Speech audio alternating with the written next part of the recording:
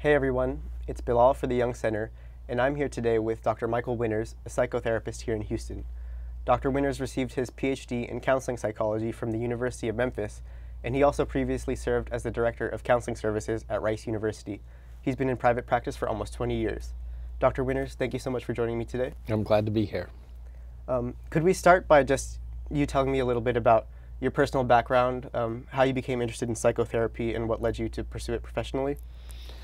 Well, I guess high school was really when someone told me, hey, you'd be a good psychologist. And I hadn't thought of it before that, but then that sounded interesting. And I had read Psychology Today and things like that as a high school student. So, of course, I think there was one semester of psychology that I could take in high school. But then as I went on to college, decided to pursue that. But backing up a little bit more, I grew up in a large family. I have 13 siblings. Okay.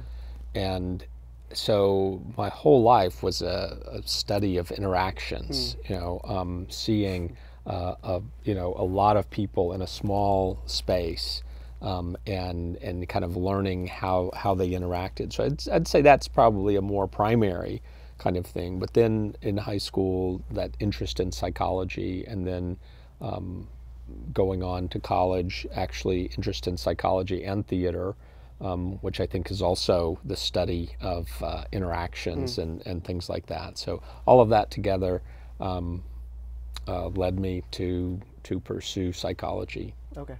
So I wonder if I could ask, at the time, what was kind of the dominant mode of doing psychology, and what attracted you to the analytical or kind of psychotherapeutic approach in particular? Well, the primary kind of things that I learned undergrad was minimal, but then in graduate school was the cognitive behavioral model, which I think is still kind of the dominant teaching. And I was pretty good at that.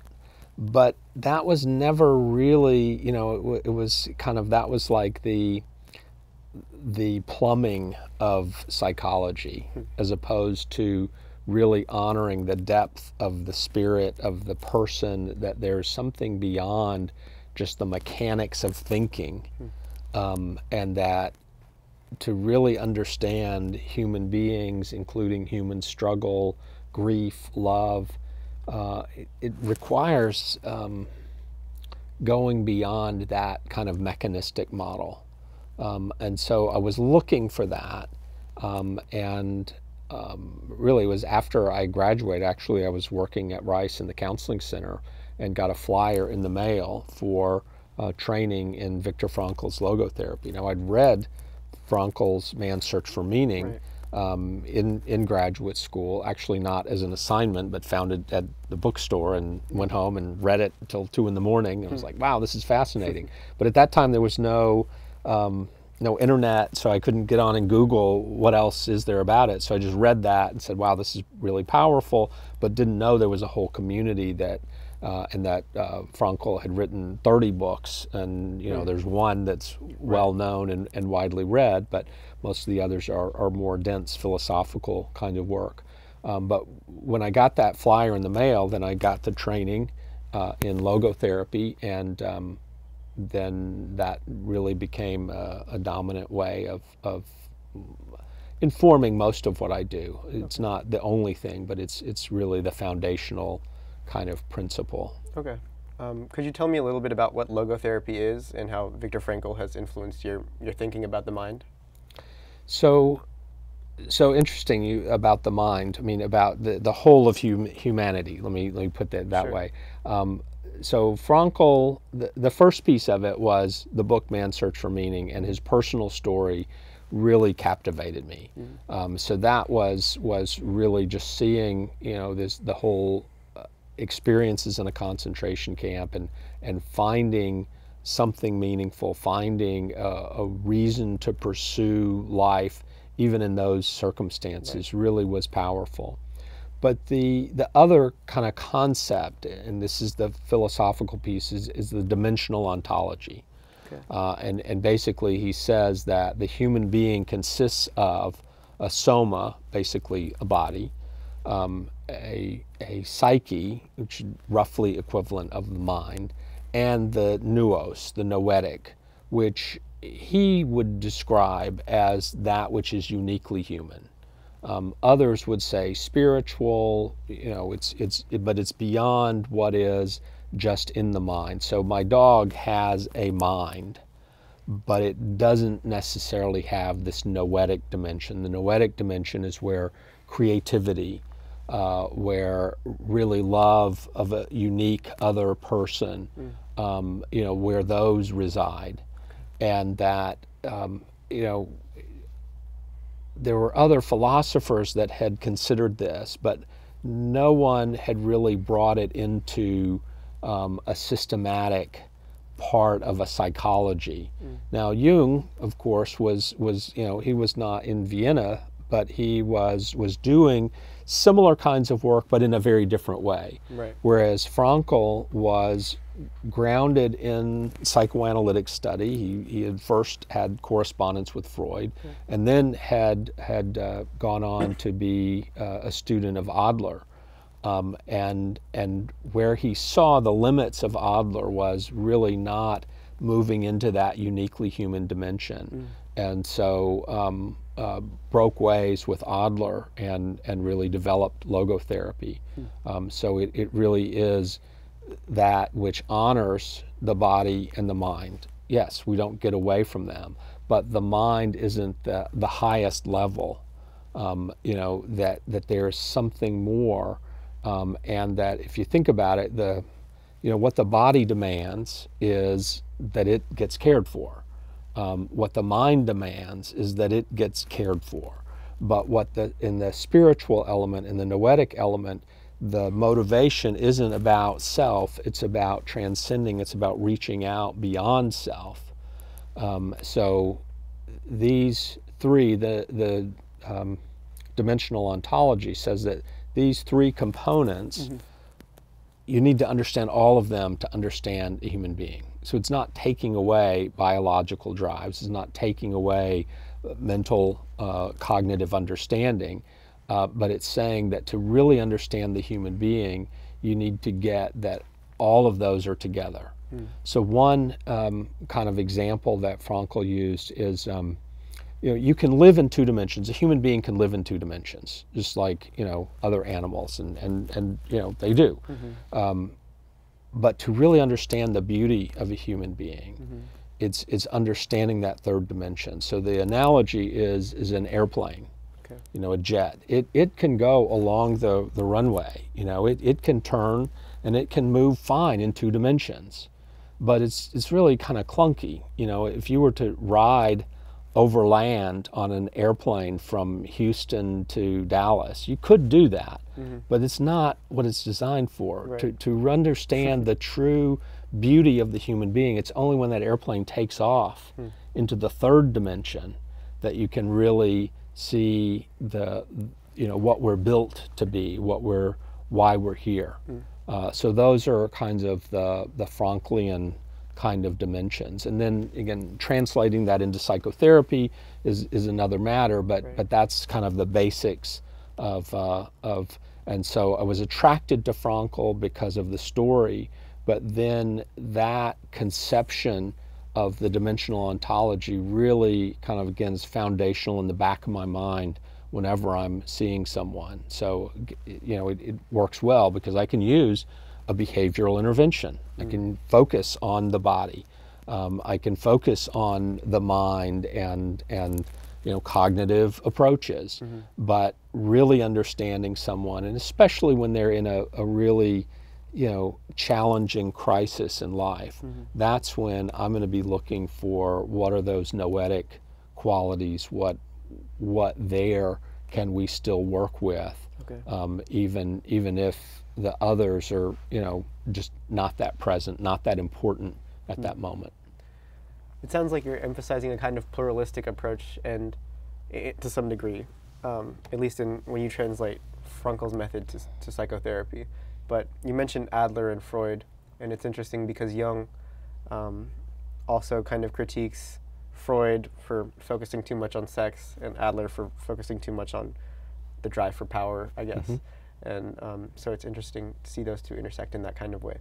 But I guess I am kind of curious about how logotherapy is put into therapeutic practice. And so I'm wondering, because I've been reading a lot about dream analysis, for example, and that sort of thing. But how does meaning-centered therapy kind of approach the problems that people come to you with? So the background, like I said, in the back of my mind, I'm wondering what are the blocks to that noetic dimension? Okay. What are the aspect? What are the true values that this person isn't living? That those are the kinds of things that are going to be an arena where logotherapy might attach, where other treatments just won't look. So, if you were to just kind of be a fly on the wall in a psychotherapy session, at any point in time, you might say, wow, that looks like a cognitive intervention, or that looks like, that's a family of origin kind of intervention. And I will use all of those. But the goal, where I'm going, is to try to ultimately help that person move into that transcendence. It's like when we're focused on something that is really important to us, then maybe the symptom still exists, but you still, and I'll tell you a quick story of a person who called one time, never actually became a client, but they called and they said, look, I've been to 10 different therapists, I've been on 17 different psychiatric medicines. If I come and work with you, will you be able to help me? And I said, well, it sounds like you've done a lot of work already, and of course, if you work with me, I would want to help you alleviate the symptoms. But if you weren't able to do that, then I would want to help you find things that are worthwhile in your life, even if the depression doesn't go away.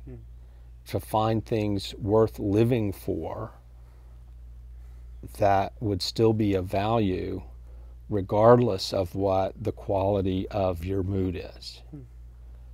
And the person said, oh, I've never heard that before. The person didn't end up working with me. So, in a way, I say, well, maybe that was the therapeutic moment right there of just being able to say, there's more to life than not having depression. And I know people who, they suffer, chronic pain, and yet they get up and they go do what they do because that work is important. Right. And are they suffering in that moment? Maybe they transcend even that suffering, and maybe they don't fully transcend the physical pain, but they have a strong enough reason. So that's that noetic dimension. If you find something powerful enough there, it can even transcend the biological or the psychological. So you still have something worth looking towards, worth moving towards, even if you can't manage the symptom in a more traditional way. Okay, I see. You told me you were interested in how Jung and Frankl engage with the question of spirituality as a mode of human development. And we've probably been talking a little bit about that already, but I was wondering if you could address that more directly. Well, I wish I knew more about Jung particularly, because what I do know is very wide-ranging and open to a whole set of ideas. Frankl was very careful to stay a secular psychiatrist. I mean, he was very careful about that, but was open to a wide variety of spiritual experiences, and himself was a very devout Jewish follower. I mean, that was important to him, but he was trying to be careful to keep that line. So some people say logotherapy goes up to the point of spirituality but doesn't cross that line. And I see it as that noetic dimension is where ideas of religion exist, but it's not a dogma. I mean, the dogma is that we have this noetic dimension, we have those resources that we can access, but each individual is unique, so I can't tell you, oh, your view is wrong. I can tell you, does your view reach you beyond yourself? Right. Does it reach you to some goal, some other person, some cause that's greater than yourself? If it is, then that's a transcendent, that's a noetic quality. So a lot of times, people will find their personal meaning in a religious mission, but there's atheists who have a personal mission, which is very strong, and so it doesn't require a faith per se, right, as long as you have a personal mission that you are looking to fulfill. Okay. Now, my next question, it seems to me like there's, and like you said, you're not particularly super interested in the work of Jung, right? But it seems to me like there's a tension in the work of Jung and Adler, and I want to try and characterize their views on, I think, human agency and how we're able to respond to the world. So with Jung, there's this notion that we are informed and influenced by forces that are way beyond our control, right? So not only is there the world outside of us, there's also our personal unconscious and our collective unconscious. Right. But with, and we are in essence subject to our unconscious forces in our everyday life. With Frankl, it seems like he wants to say that no matter what's going on out there, we ultimately have control over our attitude and how we approach the world. Right. And so it seems like we have this kind of contrast between almost a deterministic conception of how the self reacts to the world, and with Frankl a more he would call it pan-determinism. agential. Right. Is a critique of pan-determinism was one of the articles that he wrote. Okay. He says, from a biological perspective, we are determined. From so soma is determined, psyche is determined, but the nous is not determined. So,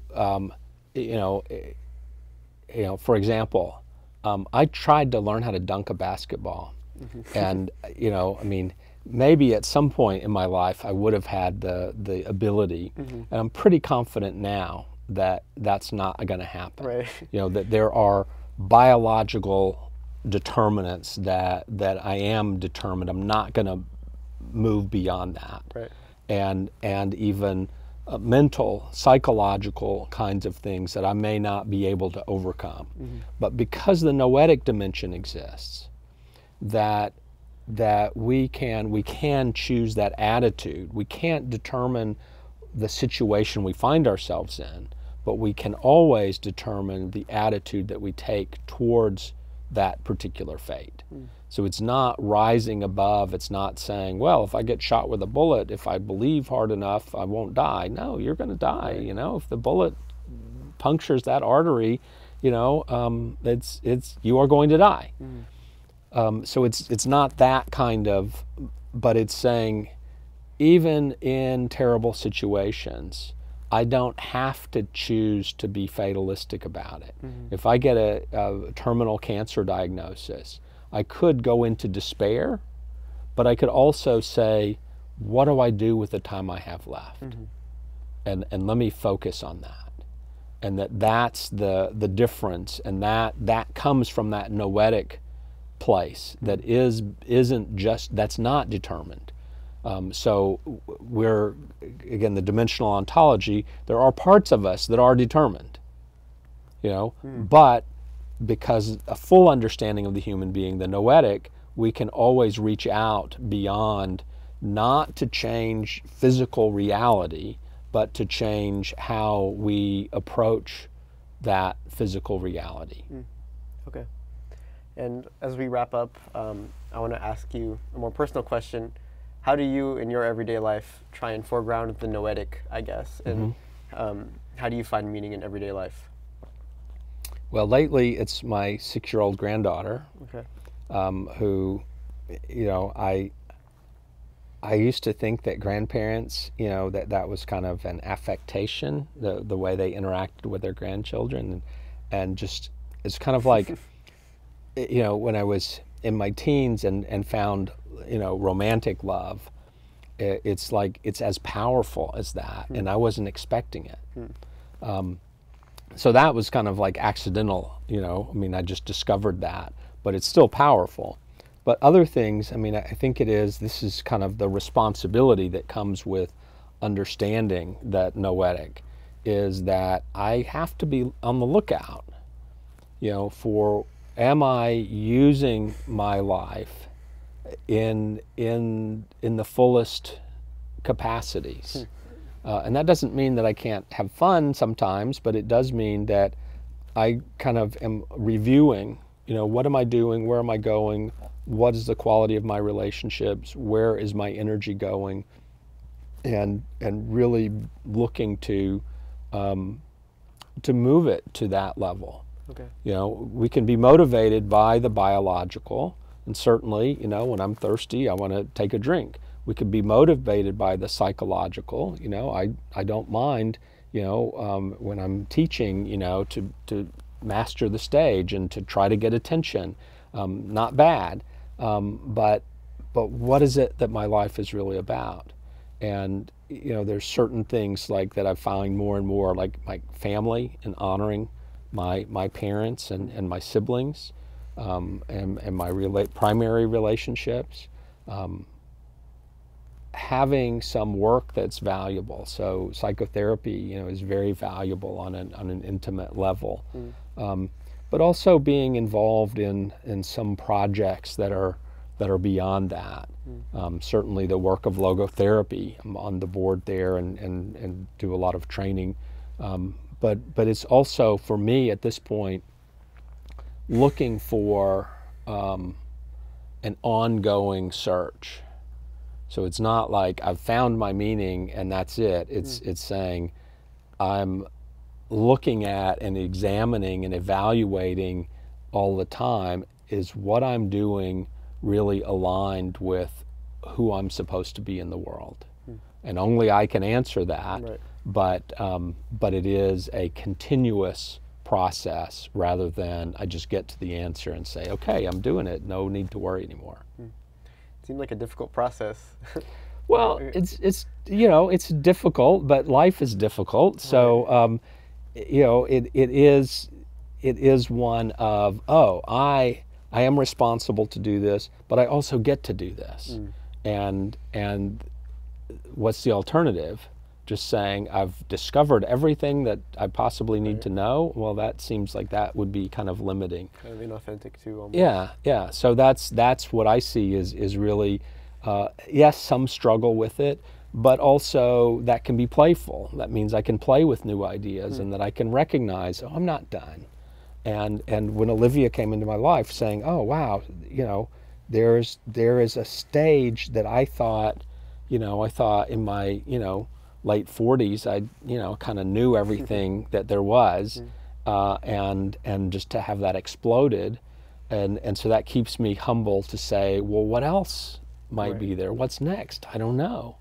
I'm curious to find out. Okay. So there's a curiosity that kind of is grounded in that, and also in evaluation, saying, hey, am I doing this? And sometimes it's like, I'm not sure what I'm supposed to be doing.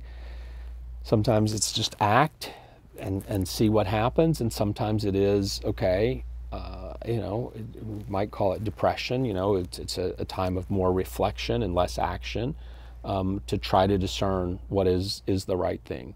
But for me, because I am grounded in that idea that there is something else out there, that kind of meaning happens between, it's the interaction between what life demands and what I'm able to give.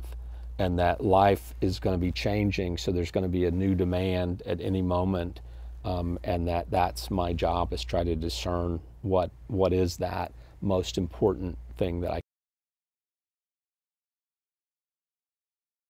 And last question, I'm wondering just what do you have going on in terms of projects right now that you're working on at the Jung Center or classes that you're teaching, if you could just let us know. Well, in the fall, I just haven't got the full details of Sure. it yet, but Kelly Penrod and I, who I'm married to, will be offering a course on connecting conversations, which is looking at kind of simple idea is that disconnection is the default mode. Just like it is for your cell phone, it is in our human interaction. To connect requires energy. So how do we bring that energy, and how do we recognize, oh, when we get disconnected, yeah, that happens. You know, if we're talking on the cell phone and I drive through a tunnel and the call gets dropped, I don't say, he should still be communicating with me. Right. You know, I say, oh, we got disconnected. Well, we'll reconnect. So it's recognizing that disconnection is the default in human life, and how do we reconnect? So it's about skills and practices that allow us to reconnect after inevitable disconnections. Okay. Well, Dr. Winters, thank you so much for joining me today and having me in your office. Sure. And Glad to be here. Thank you so much for watching, everybody. Please check out the Jung Center's websites for more instructor interviews, information about classes like the one Dr. Winters will be hosting in the fall, and just upcoming events generally. Thank you so much for watching.